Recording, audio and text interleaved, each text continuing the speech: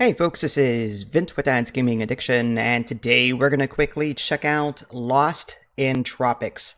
This is a game that you can find on Steam for about 11 bucks. There is a 30% launch discount going on right now, so you can get the game for a lot cheaper should you decide to pick this up.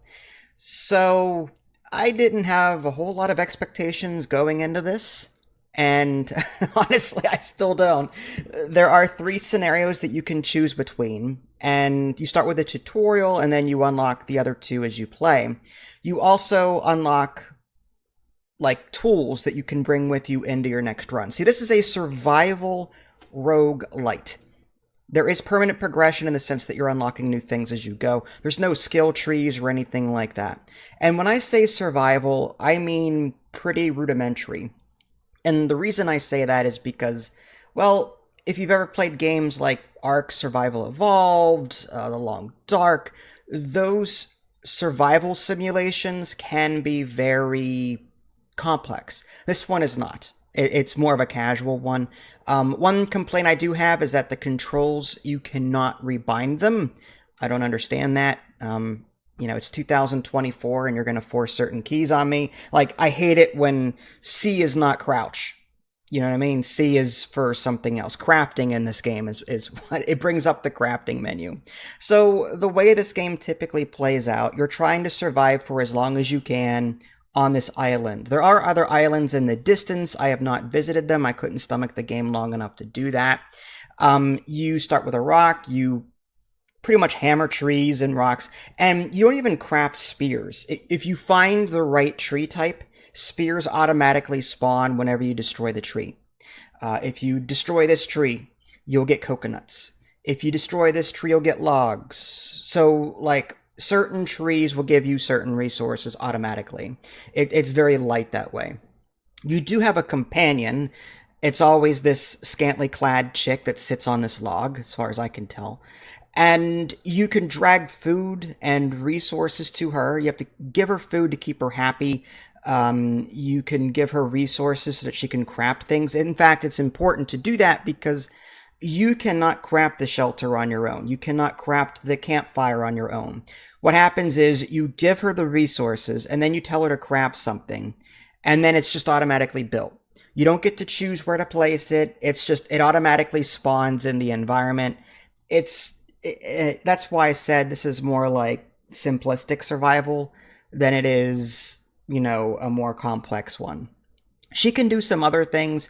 She can collect wood and stone. She can hunt for various things, but that will reduce her hunger every time you tell her to do something. So, like, you have to keep feeding her so that she'll do things for you. And that's the extent of her place. She's like the complex crafting station, and you have to feed her. is what that comes out to be. Cooking in this game involves, like, say, catching a crab, like spearing it, dropping it near a campfire, and then it'll just cook automatically. There's no, like, cooking pot that you have to find. Just throw it on the ground next to the campfire and it'll cook, and then it's pretty simple. So, like, and the goal of this game, like I said, is survive for as long as you can. The tutorial will tell you to tap out after the first day, which is fine. In fact, the game goes on to say, like, no, you're not going to survive.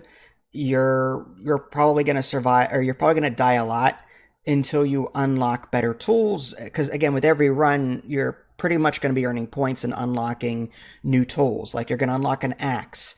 An axe isn't something, as far as I can tell, you can craft. It's just something that you get if you play the game enough. And, like, this is where, like, I started thinking to myself, is this really a survival game? This is just... I'm spoiled by other games like The Long Dark and other games where, no, you have to worry about, finding this material to craft this. Placement of your base matters. In this game, it's a small area. Going into the water, I didn't even see any fish. I was looking around for a good 10, 20 minutes.